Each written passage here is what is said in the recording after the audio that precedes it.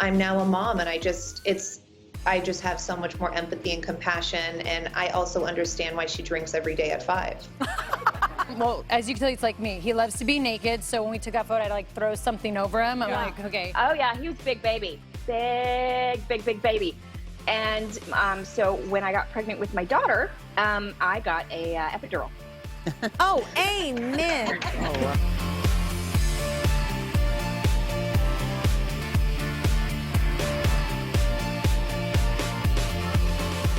Gal, you have 2 daughters. What do they think of their mom being Wonder Woman? Is there pressure with that? You know what? It's so funny. I literally asked Alma last night, because I've been asked this question all the time, and I just say they're proud of me, they're proud of me. So I just figured I'm going to ask her. So last night I asked her, how do you feel about me portraying Wonder Woman? And she gave me the sweetest answer. She said, I'm very happy about it. It can be hard sometimes because when you and Patty shoot the movie, you work all the time and we miss you. But I'm growing out of it because I'm getting used to it from one movie to the other. But I'm very, very proud of that. And it's super fun that you're portraying Wonder Woman. So that's like the legit answer from Alma. First of all, you just made every mom in the world feel good, because my daughter is 6 and she gives me such crap for every time I go to work. She's like, I don't understand why. And I'm like, I'm here like every morning, every night, like normal parents. But like she gets, they don't understand it all the time, especially in the entertainment industry. Our hours are so different. And it just made me feel good, because I'm always having this battle with like, mommy's here all the time. I'm like, anyway, so it's good to know that Wonder Woman is getting kicked in the knee with it too. No, you're doing amazing. You're doing amazing, Kelly, and you're not alone. We all suffer from the same thing, and it's, in a way, it's a good problem to have, because it means that we have conscience and we think about our children and we want to be with them and we care about them the most. But at the end of the day, it's also so important to, you know, lead by example and be a good role model for them. Yeah. And show them what a just know that working woman looks like. Yeah.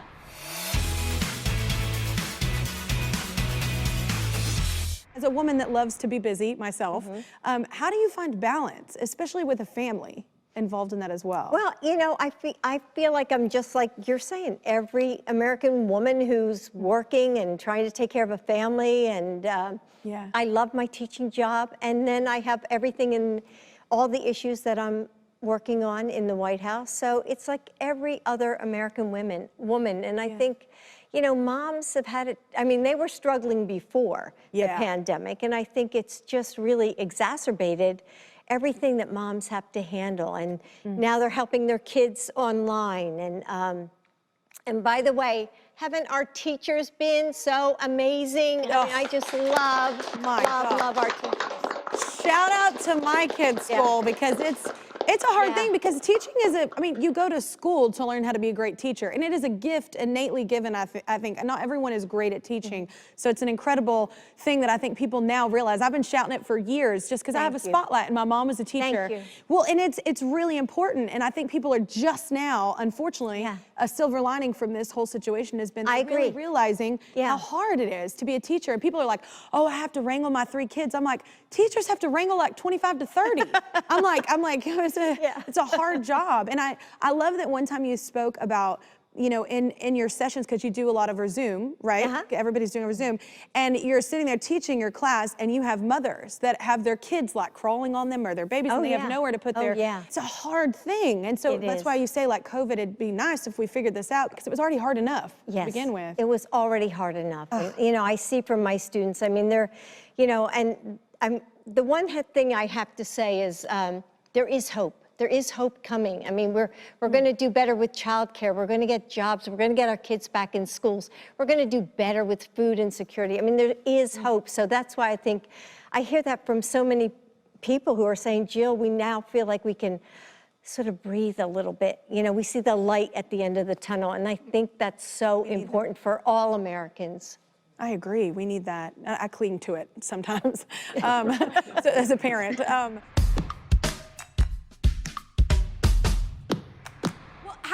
a mama changed your relationship with your mom? Because I agree with you. Like my mom, she was a single mom for a lot of my developmental years with me, and my brother and sister were gone, so it was just us. So it was really interesting to see that dynamic. And now I'm a single mom with my two, and it's an interesting thing to kind of a different vantage point, a different perspective, looking back at her life and being like, ooh, that was hard. That must have been hard.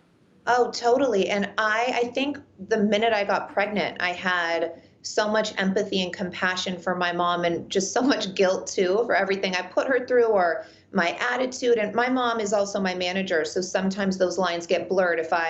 If we're having an argument about something business related, we know how to separate it. But if someone's probably watching us, they're like, oh my goodness, like how I speak to her is crazy. But now I think I have a totally different way of just even talking with my mother and receiving what she has to say to me, even if it's from a workplace, because I'm now a mom, and I just have so much more empathy and compassion. And I also understand why she drinks every day at 5.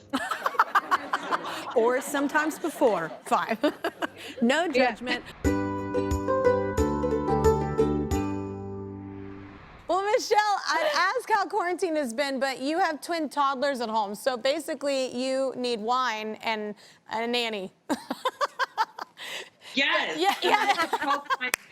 Oh, there's Hazel and Otis. I love them so much. This has been a joyful marathon. I just wish I had clean spoons at some point in the day. I mean, I've never talked to a dishwasher so often, but here we are. Oh my gosh, I know the cleaning is insane. So are you like me? Your only alone time is maybe in the bathroom? Oh, it's my favorite. I just sit on the toilet and answer emails and meditating, maybe? Is that what it is? I mean, it's really a me time. It's very quiet in there. I've never enjoyed tile and porcelain so much. It is funny though, because I always look at myself while I'm sitting there on my phone just trying to be productive. I don't even take the time to pee. I just have to be doing something else, like while I'm like, this is an issue for a society, I think. But Cheryl, so was it like that with your daughter? At my house? Yeah. I sit in the driveway in my car. What? Yeah, that's my time. What? Yeah. Do you just listen to music, or? Yes, I listen to music. I talk on the phone. It's the only place. Yes. It's the only place I have any privacy. So if I want to talk about anybody in my house, I have to sit in the car to do it. Oh my God, that's so I know. sad. I love doing a good therapy session on the phone in the car, because then no one in the house can hear what you're saying about them. That's right. Oh, man, I should worry about that more.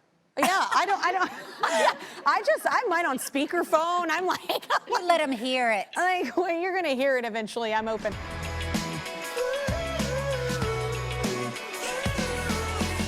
My question to you is, have you ever said something to your kid that you later wish that you hadn't because they repeated it?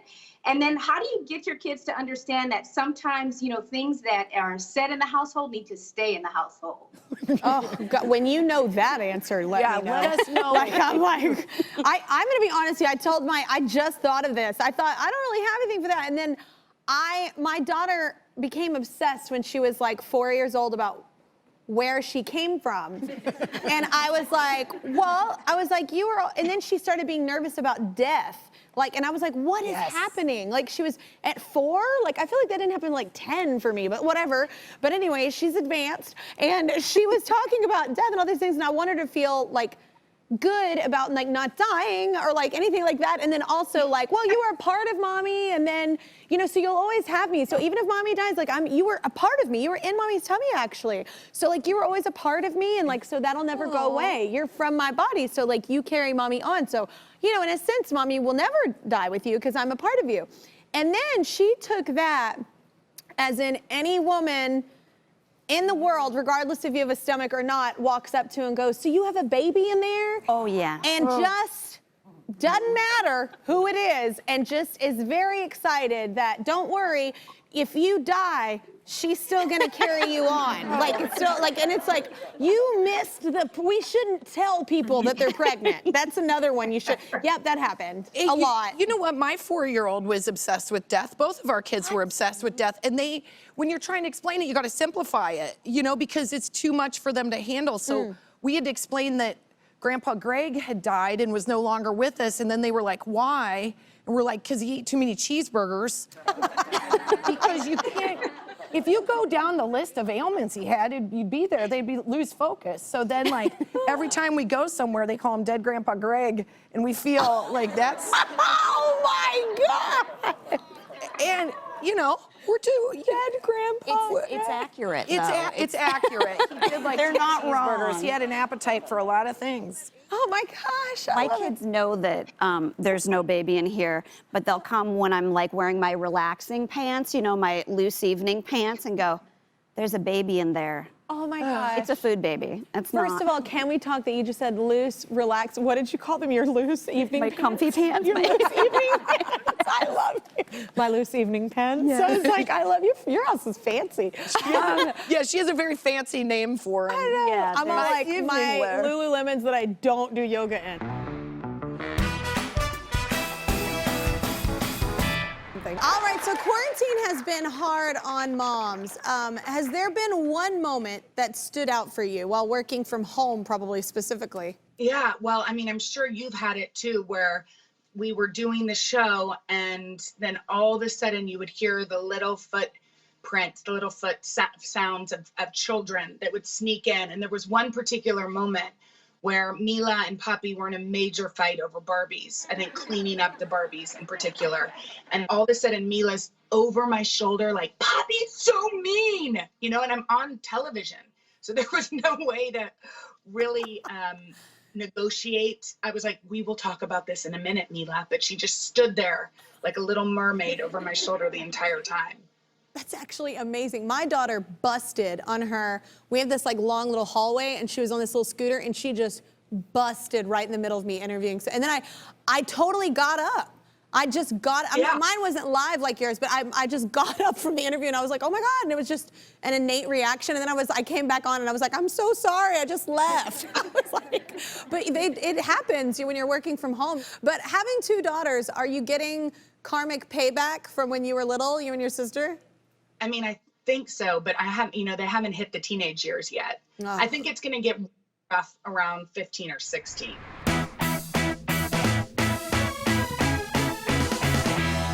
What was the most meaningful Valentine's card you ever received? Was it like from your kids? Mine is from my kids. But. Oh, I mean, I'm one of, yeah, anything that they have written or drawn ever of all time, a card from them with some, you know, fried pasta glued to it, and I'm like in tears. But my favorite one was from my son. My daughter, when she was born, I asked my son what it felt like to hold her for the first time. And he said, impossible. It was like a dream. My heart cracked open into tiny little wood chips and then came back together like eggs and bacon. And so that Valentine's Day, he drew me a card that had eggs and bacon inside this heart. And I just was obviously in pieces. Wait, did he say, how old was he when he said that? He was 6. Oh my gosh, he should get into poetry. That was really beautiful. It's the sentiment is so sweet. So what? They just go together. They do. I love eggs and bacon. So wait, what have your children taught you about life? Because I mean, for me, it's patience has been a big thing for me. So still working on it, actually, Sarah. But what about you? Definitely that, especially in a pandemic. Yeah. A lot of patience, and then I think just to really be in the moment, because obviously that's the only place they can be and know to be. Yeah. And I think because I have such a big age gap between my kids, who are 4 and 11, you know, I have the benefit of seeing how fast it goes by with the first one. So if you're not in the moment, I mean, you miss it. It just goes like that. I honestly, it terrifies me because everybody always says that, like, oh, it goes by so fast. So like, but I go the extreme other way and I'm like, let's do Legos, let's paint, let's do everything every day together because this moment is, you're not gonna want me around forever. And so we do so much at my house because I don't wanna miss anything. And it gets so big and you're like, stop growing, but grow, whatever. What do your kids think about the book? Are they excited about it? Like my girl didn't get it for a while that it was named after her. Like I have one and she didn't get it for a while. Now she thinks it's super cool. But what do your kids think? They didn't get it either. Like you get to the end of the book and they'd be like, Mommy, why are you in the book? Why is your picture? Like, yeah. They didn't, yes, exactly the same thing. Didn't get it at all.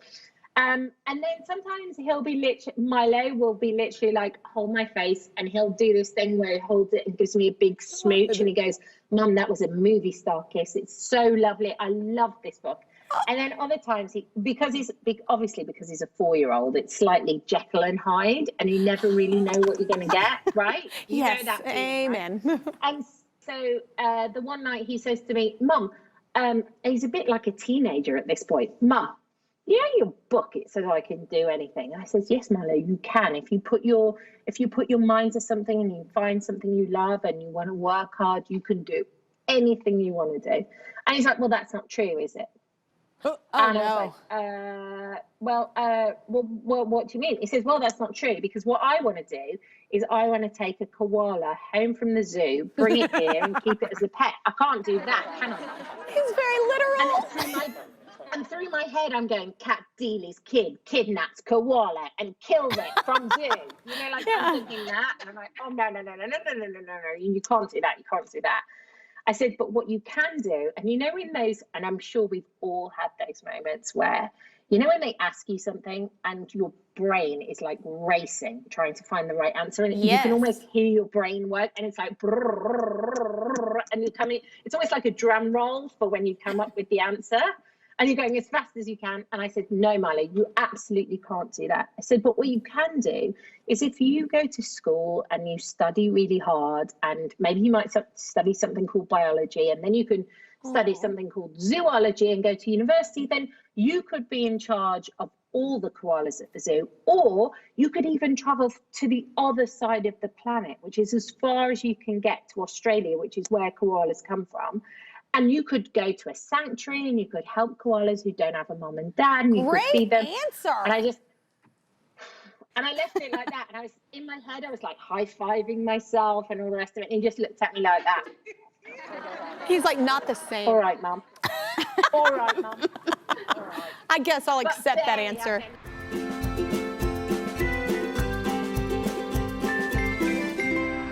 But you've delivered babies on the show. So what were the births of your own kids like? Were they intense? I was so ready to get mine out. I was just get out.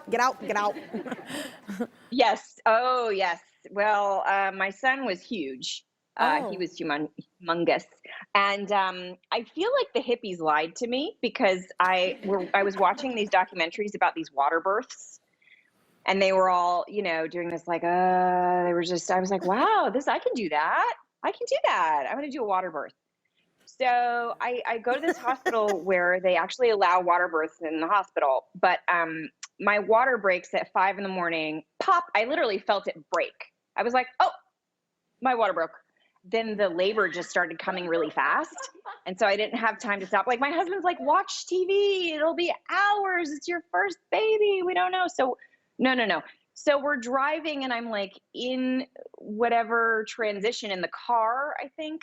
By the time I get to the hospital, I'm 9 centimeters. And so I push for 2 hours out of the birthing tub, screaming bloody murder. And I was like, he's stuck. I kept waiting for somebody to be like, oh, we have to take him out of you via cesarean emergency C-section. And I was like, nobody's coming, and I'm still pushing. And then they get the tub set up, and it didn't really seem to make a difference, unfortunately. And I finally got him out, and he was like 9 pounds. And so, he was big baby, big baby. And so when I got pregnant with my daughter, I got a epidural. Oh, amen. Oh, wow. I did. I did. And it was a beautiful experience. It was like magical, because I should have listened to my 2 friends. Two of my best friends had babies, and they were like, girl, get the epidural. Don't be stupid. If you're going to take Tylenol or Motrin for a headache, you're going to need the good drugs. And it was a beautiful experience with her. I pushed her out in 20 minutes, and she was the glorious happy baby. Dude, I'll tell you what. So, yeah. I had friends tell me as well. There were several different ideas of what should happen over your birth, and I was like, if God intended for me to not have drugs and not have help getting this out, then he wouldn't have had me born in 1982. Because I am gonna take, what can you put in here to make it less hurtful? I was like, give me everything. The baby will be fine. I was like, does this make you want to just pop some children out? No. Is it just like birth control? What just happened? Thank you.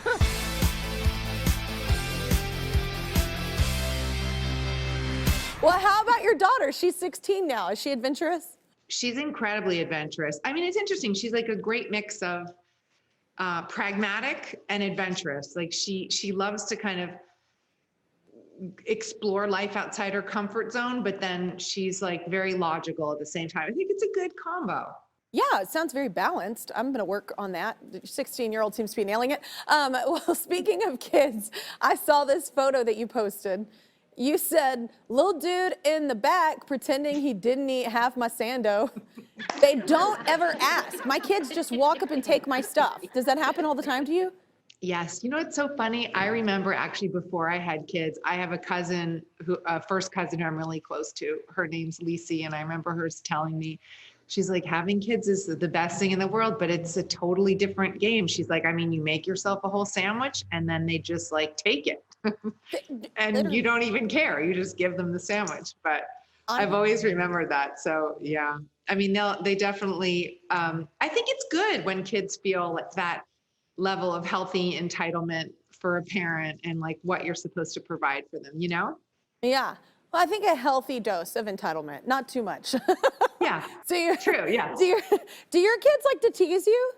Oh my God, constantly. Especially, I mean, we're out of it now, but I went through a phase with my daughter where I wasn't allowed to like hum, dance, move. Like I was mortifying her on every level.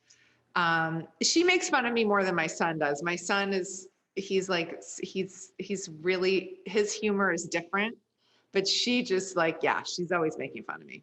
Oh my God, my daughter's already doing that at the age of 6, so I can't, it's been great foreshadowing for what's to come.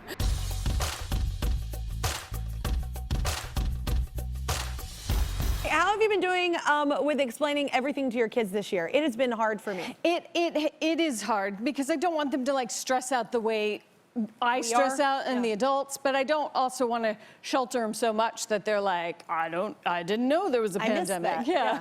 And I also try to make it fun of like, this is a story that you're going to tell your grandchildren. And, you know, we walk to school. So we leave the front door and come around the side and we like walk to school. And we sing a little like song. That's the thing, going somewhere though. My daughter literally like was in tears one day with me and was just like, can we just go somewhere and eat or do any, like, you get to go to work and Remy, my son, got to go to school and her school hadn't allowed in person yet. And she was just in tears. She was like, I just want to go somewhere. And I was like, oh my God, because I've been going somewhere every day just for work. And it's so hard on the kids. You mentioned you guys were pregnant the last time that we saw you. So how are your babies? Oh, so good.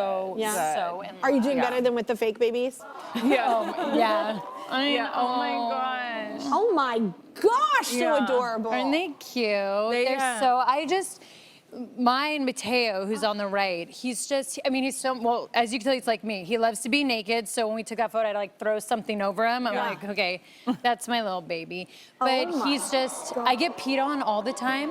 And Artem's always like, put clothes on him. I'm like, just put a towel down. Like, he needs to be free. But that's the one thing with boys is, I wasn't even not just boys. My mother will tell you, you couldn't keep clothes on me. Oh, really? Yep. So my daughter too. Take them off. I love it. But well, Sabrina, how's your daughter doing as a big sis? So she's doing really good, but you know, you have kids, you get it. She turned 3. She's a 3-nager, so she likes to be bossy. Real. Right? There's not Does terrible she get a little twos. jealous? Gets a little jealous, and she's starting to tell me off a little bit. My 6-year-old now is a 16-year-old at times. Isn't it crazy? Yeah, I'm like, who do you think you are? That's what I say. Mine will go, don't talk to me like that. And I'm like, no, you don't talk to me like that. Yeah.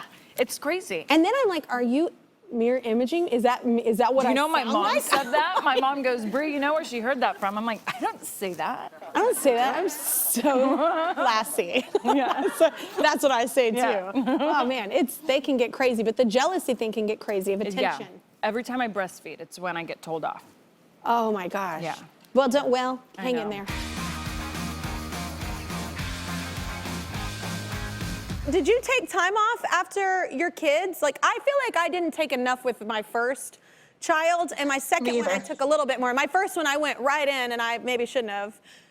I took time off with both of them a little bit. Again, probably not enough, but with my daughter for sure, not enough because I was really hyper aware of letting people know that just because I'd had a kid, it didn't mean that I couldn't be the same person that I was before and that I could go back to work, right? Like I really just wanted to please them in that way and let them know that. Yeah. And so I went to a meeting at the Beverly Hills Hotel with my agent, like way too soon afterwards to just sort of say like, yeah, let's find something, you know, and get back to work, even though inside I was like, I don't even know what day it is and I'm crying all the time. So I got there and I put on this like silk jumpsuit and I'm not back at all to like, you know, pre-baby, whatever. I'm still not back to pre-baby, whatever, to truth be told. But anyway, so I'm not like ready, but I, you know, look nice and I go. And for whatever reason in my brain, I thought that breast milk was kind of like cell service. And like, if you're out of the area, you know, it's not gonna happen. Oh no. And so I didn't have breast pads. Like I hadn't left my house yet. So I didn't know that like you had to do the whole, anyway. So I go and I'm in this meeting and all of a sudden, like in this very sort of emotional plea for people to understand that I am so cool. I'm like, just have a baby now and heading back to work. I start leaking breast milk in a silk jumpsuit in a restaurant. Oh. And I can see them looking like, oh, what's happening there? And nobody says anything. So I like take a menu and I hide it. And then it starts happening with the other one. So I text my friend who had driven with me and I'm like, I need you to go to the gift shop and find whatever they have. I don't care if it's a bathrobe. Like you need to come to this restaurant with something so I can walk out of here with my dignity. I'm going to make it a look and I'm getting out of here. I have a situation. So he comes to the restaurant and it's like 115 degrees outside. I am hormonal and leaking milk, 2 like bologna-sized stains on this jumpsuit in Beverly Hills. It's not good. And he comes with this cashmere scarf. He comes with this cashmere scarf and he's like, here, drape this over. So I'm like, you know, so I drape it over the front and I walked out of that restaurant like, so I walk out and I get in the car and I'm like, hey, so why this cashmere scarf? Because it's the only thing they had. Because, and by the way, don't be mad. It was $600. Oh. And I'm like, what? I was like, 600. I was like, I would have taken a napkin. I was like, a napkin would have been fine. So I have this $600 scarf that I literally wear anytime it drops like below 70 degrees. And I am wearing this thing for the next 25 years of my life.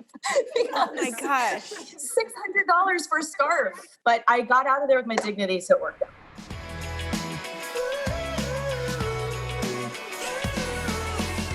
Well, Bindi, also congratulations on the baby. So how are you feeling? Oh, thank you. So incredibly excited. Little baby wildlife warrior will be here in just a few months, and we are so happy. She is now about the same size as a platypus. Yep. I feel weird comparing her to fruits and vegetables and things, so we've been comparing her to animals. And yes, she's our little platypus at the moment and is very cute. She's busy though, my goodness. All I do is get kicked. I don't think she ever sleeps, so I think we're gonna have our hands full. She's ready to take on the world. We're at the stage now where we're starting to see feet and hands come through Bindi's belly. It is the coolest thing. It's We're really so fun. excited. Oh my, it tripped me out, man, because I remember, I don't know if I felt like I was on like Alien the movie, like when things were moving out of the skin, and I was like, I never was that girl that was like, I was like, oh my God. You're gonna love them and they will be a handful, so you watch out.